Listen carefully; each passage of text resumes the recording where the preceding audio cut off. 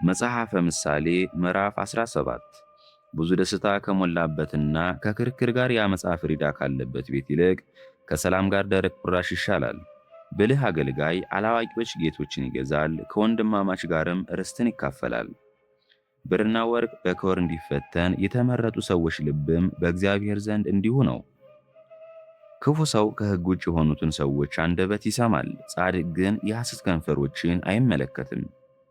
ለሚያምን በዓለም ያለው ገንዘቡ ነው፣ ለማያምን ግን መሐለቅ የለውም።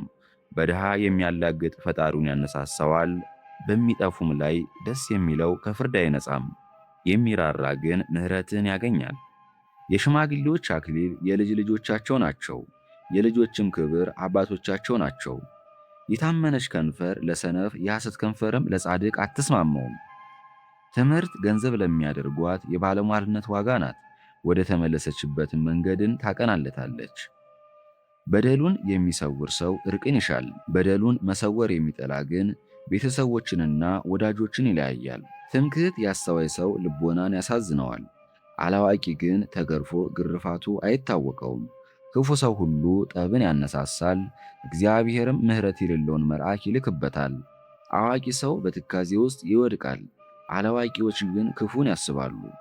በመልካም ፋንታ ክፉን የሚመልስ ክፉ ነገር ከቤቱ አይርቅም። የጠብ መጀመሪያ ውሃን መድፈን ነው፣ የጽድቅ መጀመሪያ በነገር መሰልጠንን ይሰጣል።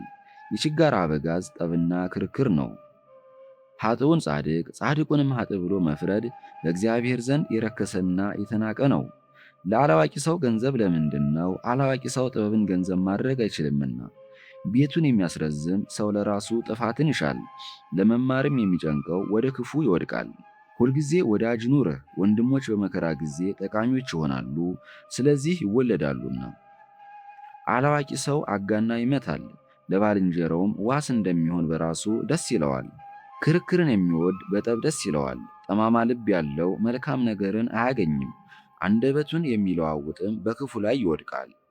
የሰነፍ ልብ ገንዘብ ላደረጋት ሐዘን ናት፣ አባት ባልተማረ ልጁ ደስ አይለውም። ብልህ ልጅ ግን እናቱን ደስ ያሰኛል። ደስ ያላት ልብ ፈውስን ታገኛለች፣ ሐዘንተኛ ሰው ግን አጥንቱን ያደርቃል። መማለጃን በአመፃ በብብቱ የሚቀበል መንገዶቹን አያቀናም፣ ክፉ ሰውም ከጽድቅ መንገዶች ይርቃል። የብልህ ሰው ፊት አዋቂ ነው፣ የአላዋቂ ሰው ዓይኖች ግን በምድር ዳርቻ ናቸው። አላዋቂ ልጅ ለአባቱ ጸጸት ነው፣ ለወለደችውም ሐዘን ነው። ጻድቅን ሰው ማዋረድ መልካም አይደለም፣ በእውነት ለሚፈርዱም መዋሸት መልካም አይደለም።